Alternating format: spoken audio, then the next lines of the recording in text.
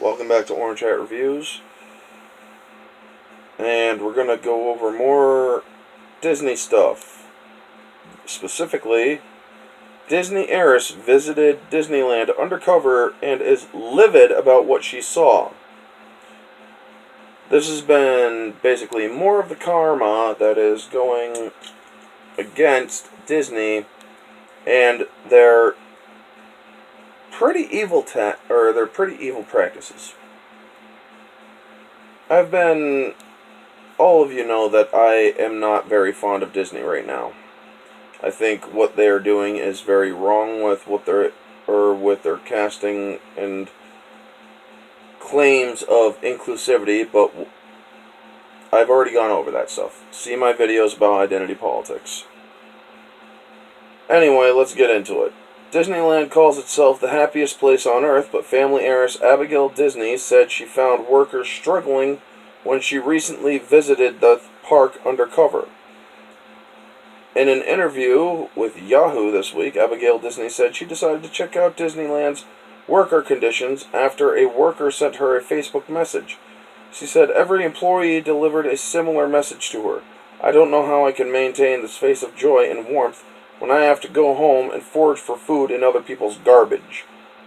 After the visit, she said she was so livid that the company didn't respect its workers enough. Disney heiress, who is also a filmmaker and activist, said Disney CEO Bob Iger needs to fix the huge wage gap between his pay and the average worker at the company. Bob needs to understand that he is an employee just the same as the people scrubbing gum off the sidewalk are employees, and they're entitled to the same dignity and human rights that he is. She said she emailed Iger about her concerns recently, but received no response. You're a great CEO by any measure, perhaps even the greatest CEO in the country right now, she wrote Iger. You know, your legacy is that you're a great manager, and if I were you, I'd want something better than that. I would want to be known as the guy who led to a better place, because that is what you have the power to do. Iger earned $66 million last year.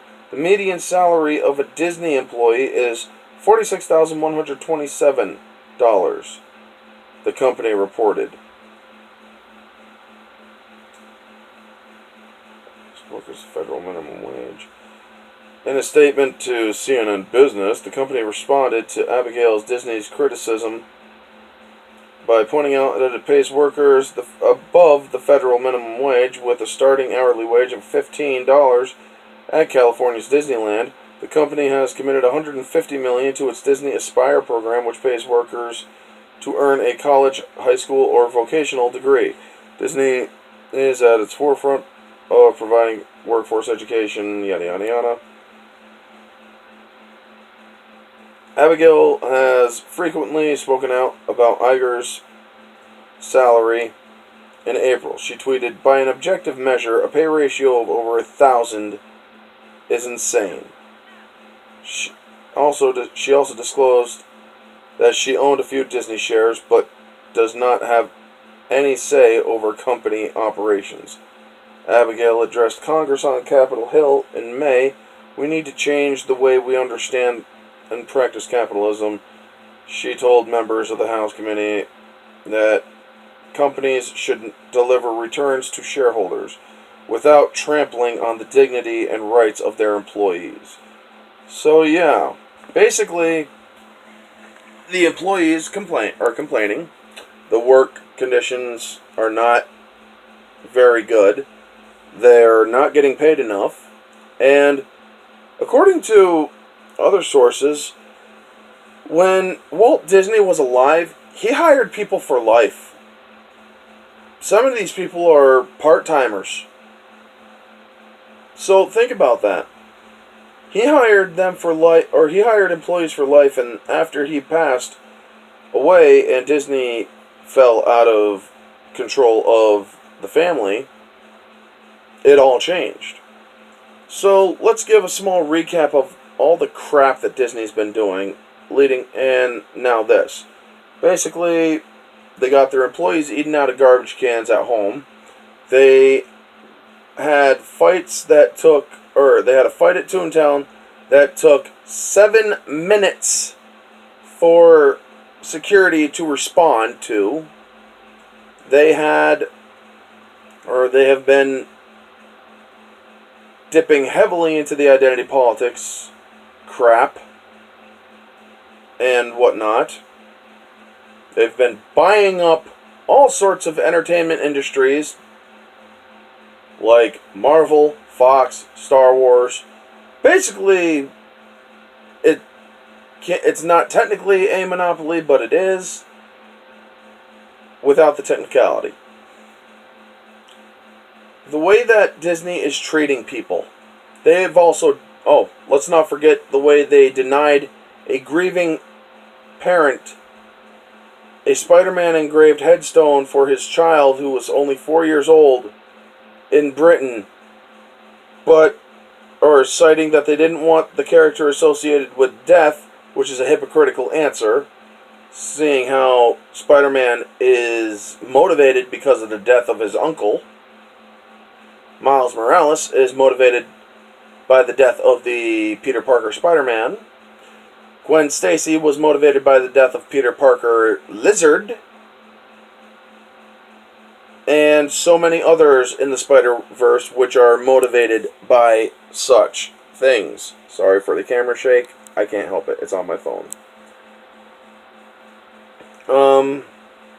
Also, about the gravestone thing, it's already confirmed that Disney gave an Iron Man engraving onto another grieving parent who had a young child who was a fan of Disney and whatnot.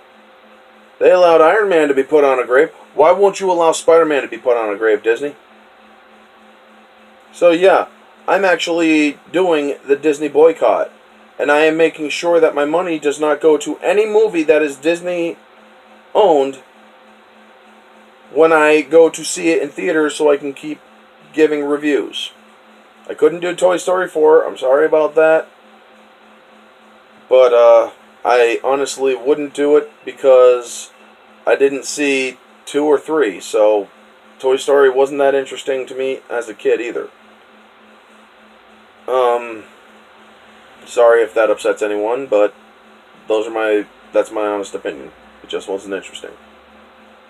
As for Lion King, I will be seeing it. Don't worry. I will be giving a fair, objective review. I will even give a subjective review. And I will do the moviegoer review. I see it Thursday night on the 18th because they got pre-screen privilege here.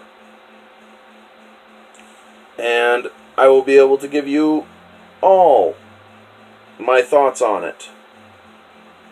I actually confirmed with my friend who works at the theater. If I got a gift certificate, the money goes straight to the house, not the theater house, not Disney. So basically, I'm paying for a visit to the house and not the movie. This was confirmed by him. So yeah, that's the video. Y'all know how evil Disney is nowadays. And I think that they need to be called out for it. I think that people need to boycott Disney.